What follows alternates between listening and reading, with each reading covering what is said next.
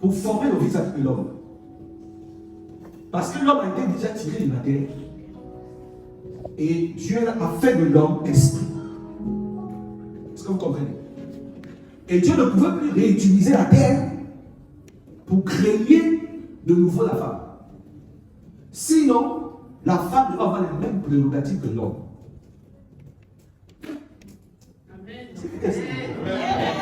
J'explique. Regardez. Quand Dieu crée l'homme, il lui dit, je te donne la terre, en fait, que tu domines. Et il y a donc quoi? Multiplie-toi et remplis la terre. Il a dit ça à l'homme après avoir formé cette femme. Mais le principe de la multiplication était déjà en l'homme. Parce qu'il avait pris les éléments de la terre pour former l'homme. D'accord? Il a formé l'homme à partir des éléments de la terre. Mais l'homme n'est pas resté humain. L'homme a été transformé dans la dynamique ou dans la dimension de la spiritualité. Et la Bible dit qu'Adam n'était pas un être humain, il était un homme esprit. Parce qu'il avait la capacité de parler avec Dieu. Il y a que les gens de même nature qui peuvent parler, qui peuvent communiquer. D'accord? Et qu'est-ce que Dieu fait? Il dit, il n'est pas bon que l'être humain, il n'a pas dit que l'homme, l'être humain, soit seul. Quand on dit l'être humain, c'est à la fois l'homme et la femme. Ce n'est pas que l'homme, mais il n'est pas bon que la femme soit seule. Et une femme seule, c'est compliqué. Un homme seul, ça doit être compliqué. Les hommes qui sont seuls, il faut tout faire pour ne plus rester seuls. Mais qu'est-ce que Dieu fait? Il envoie vers l'homme les animaux. Or, les animaux ont été pris nous. Les animaux ont été pris nous. Regardez ce qui se passe. Dieu dit qu'il n'est pas bon que l'être humain soit seul. Et pour trouver la solution, il forme les animaux à partir de la terre. En fait, les animaux avaient la même caractéristique naturelle que l'homme. Mais pas divine.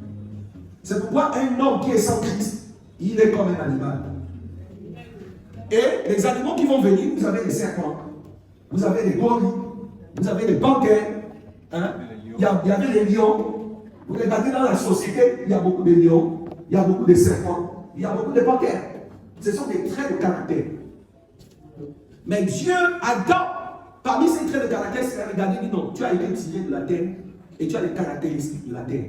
Pourquoi? Parce que dans la terre, il y a les ronces, il y a les épines, il y a les canines, il y a toutes les caractéristiques, tout ce qui est humain, tout ce qui est terrestre de la terre, revêt des caractéristiques de la terre. Les épines se trouvent où? Dans la terre. Les ronces se trouvent où? Il y a beaucoup de cœurs qui sont des cœurs remplis d'épines, remplis de ronces et remplis de trous. Il y a des personnes avec qui vous ne pouvez pas vivre, vous ne pouvez même pas marcher.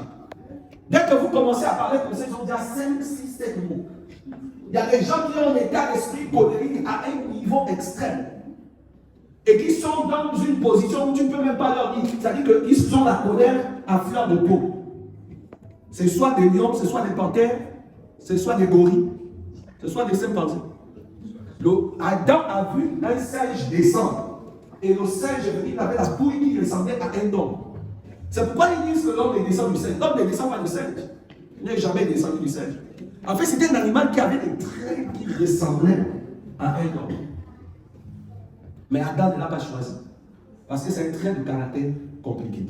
C'est-à-dire que tu peux avoir des personnes qui ont des traits de caractère qui semblent être conformes à toi. Mais c'est des dangers publics. Si tu es là-dedans, tu vas détruire toute ta vie et toute ta destinée. Écoutez-moi bien. Une femme ou un homme que tu rencontres peut te propulser vers ta destinée ou peut te faire entrer en enfer. Vérité. Un homme que tu rencontres peut te faire entrer dans une destinée grande ou peut te faire en sorte que tu deviennes et détruire toute ta vie. Et ça, il y a des signes. Parfois, quand ceux qui se sont mariés, vous allez voir des hommes, un certain type d'homme, quand il est avant le mariage, il est foufou. Mais après le mariage, toutes les femmes qui se retrouvent veulent la voir. Parce qu'il y a eu une étoile qui s'est connectée à lui et qui a éclairé son corps. C'est comme des femmes. Il y a des hommes, quand ils rentrent dans la vie d'une femme, elles brillent. Mais les hommes, quand ils rentrent dans ta vie, ils te rendent sombre. Et Adam devait faire un choix. Et quand il a regardé, il s'est rendu compte que non, mais c'est pas bon. Alors il a dit à Dieu, Dieu est revenu, il a dit, il ne trouva pas celle qui lui correspondait et qui devait être son visage. Donc il ne trouva pas une mère capable de le secourir. Une mère capable de le secourir ou de la secourir. En fait, ça veut dire quoi? Ça veut dire que, en réalité, quand Dieu te donne une femme, c'est une mère. Dieu te donne un homme, c'est une mère. Capable de vous secourir. Le secours vient de part et d'autre. Ton argent n'est pas pour toi. Ton argent, c'est pour le couple. Parce que vous mariez, même quand vous vous mariez, c'est bien commun. J'ai posé la question à un couple. J'ai dit que mais quand vous êtes marié à quel régime? Bien commun. J'ai dit, mais comment tu te maries bien commun et puis tu dis que ton argent t'appartient? Mais c'est pas possible. Ton argent ne peut pas t'appartenir. Vous mettez ensemble et vous construisez. L'un est le secours de l'autre. Est-ce que quelqu'un comprend quelque chose? Amen. Et il dit ceci. Et il dit, il ne trouva pas parmi les animaux une femme qui soit son mère et qui soit capable de le secourir. Donc si tu trouves quelqu'un qui parle plus de lui que de la possibilité de pouvoir te secourir, fuis. L'amour est un instrument qui permet le roulement du mariage, mais ce n'est pas le principal. On ne peut pas fonder toute une vie sur un sentiment. Parce que ce que tu ressens aujourd'hui peut être pas valable demain. Est-ce que tu comprends? Demain, ça ne sera pas valable. Alors, Adam, est-ce qu'Adam et Ève, quand ils se sont vus, ils avaient d'abord le sentiment qu'Adam avait pris le temps d'aimer Ève? Non. Est-ce que Rubos, quand il a vu Ruth, il a pris le temps d'aimer Ruth? Est-ce que Isaac, quand il a vu Isaac, il a pris le temps d'aimer Isaac? Donc, si tu fondes ta vie sur le mariage, sur l'amour, ton foyer sur l'amour, tu es sûr qu'à 90% tu vas divorcer. Parce qu'il y a un moment où l'amour disparaît. Mais quand l'amour disparaît, il te reste quoi? Donc, qu'est-ce qui s'est passé par la suite? Alors, je termine par là. Et c'est ce qui est très important. Dieu va faire dormir Adam et va prendre une côte. L'os, la côte. À l'intérieur de la côte, c'était les éléments caractériels d'Adam qui voulait retrouver chez Ève. En fait, il ressortait quelqu'un qui était comme Adam. En fait, tu ne peux pas épouser quelqu'un qui n'est pas comme toi. Vis-à-vis. Je ne parle pas du point de vue caractériel, mais en fait, la différenciation se fait dans un contexte complémentaire. Ça dit que vous devez être complémentaires dans votre différenciation. Hein? Puisque l'un va être l'aide de l'autre. Quand on parle d'aide, on parle de complémentarité. Ça dit que je ne peux pas faire ceci. Et lui, cela vient me soutenir pour me permettre de faire. Beaucoup de personnes qui se sont mariées avec les animaux se sont vus être en décadence. Mais quand tu choisis un homme, une femme qui est selon Dieu, tu ne connaîtras jamais la déchéance. Vous savez, j'ai toujours dit que le divorce n'est pas de Dieu. Il n'est pas de Dieu. Si deux personnes divorcent, ça veut dire que le mariage là n'est pas de Dieu. Et n'a jamais été de Dieu. Vous savez, ce n'est pas quand on vous bénit, ce n'est pas quand on met la main sur vous que Dieu vous a unis. C'est faux. Ici, ce n'est qu'une recommandation. Est-ce que vous comprenez? Ce n'est qu'une recommandation au mariage. Et on vous recommande par la grâce de Dieu. Mais là, c'est dit, Dieu vous a unis. Mais est-ce que c'est vraiment Dieu qui vous a unis?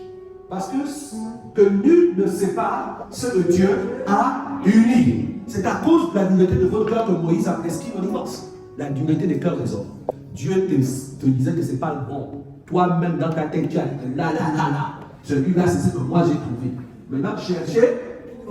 Voilà. Maintenant, il te tabasse, il te fait ceci. Tu dis que tu vas voir les assistants sociaux, mettez-le en prison, faites ceci. Mais ce n'est pas le bon. Parce que tu n'as pas su discerner quelle est la volonté de Dieu. Il prend la côte, alors il fait une transplantation d'un corps vers un corps pour créer ce qu'on appelle la complémentarité.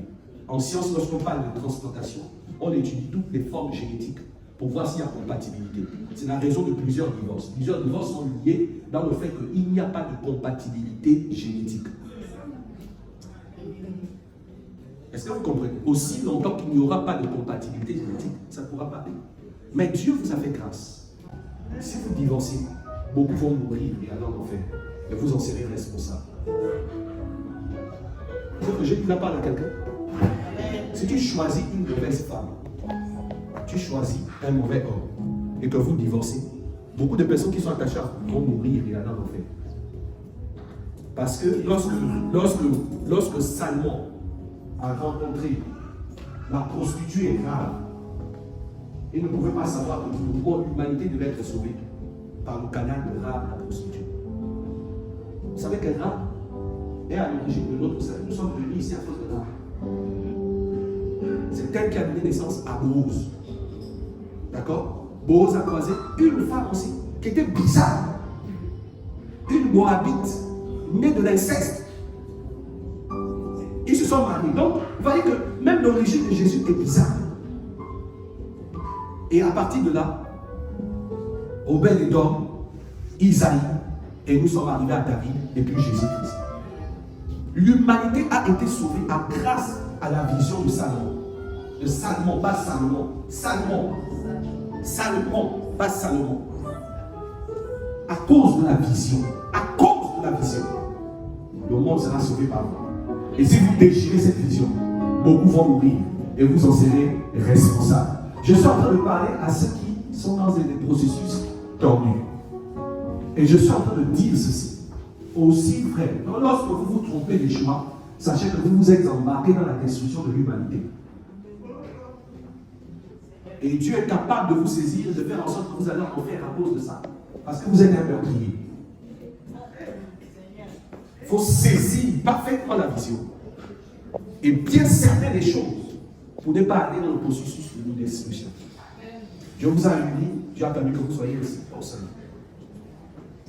Le Seigneur Jésus-Christ, lorsqu'il vous unit, il vient être au milieu de nous, comme la corde à trois fils. Donc Jésus-Christ vient dans votre foyer comme étant votre ami. C'est pourquoi il prit le pain, il dit, prenez ceci, et mon corps, qui a été brisé pour vous, afin que vous soyez mes amis, afin que vous soyez avec moi, que je sois avec vous, que je sois le fondement de votre foyer. Et je dois venir au centre, comme la troisième corde, pour vous solidifier. Nous sommes venus ici, devant Dieu, devant ma maison. Je te mets ce panneau. Son don d'amour. Aujourd'hui, nous disons, nous renouvelons devant le Seigneur. Et cette fois-ci, je prie le Seigneur pour que je sois cette aide qui te corresponde, afin que ensemble nous puissions construire notre vision. Je scelle cette union dans le sang de Jésus. Je déclare dans le ciel, sur la terre et sous la terre, que 1000 tombent à tes côtés, 10 000 à ta droite. Tu ne seras jamais atteint. Mais de tes cieux, tu verras la rétribution des méchants au nom de Jésus. Je proclame la faveur divine. Je proclame la grâce de Dieu. Je proclame la multiplication. Je proclame la bénédiction. Amen. La bénédiction d'en haut dans le ciel. Amen. La bénédiction d'en bas sur la terre. Amen. Je déclare que tout ce qui s'élèvera contre vous sera brisé. Amen. Toute langue qui confessera votre nom en justice sera détruite au nom de Jésus. Amen. Je proclame que Christ est votre fondement. Amen. Christ est votre salut et votre vie. Amen. Pour l'éternité et pour toujours, vous tiendrez devant les tempêtes et devant les maris. Au nom puissant de Jésus-Christ de Nazareth. C'est fait dans le ciel, sur la terre et sous la terre. Je vous déclare béni. Amen. Béni maintenant. Amen.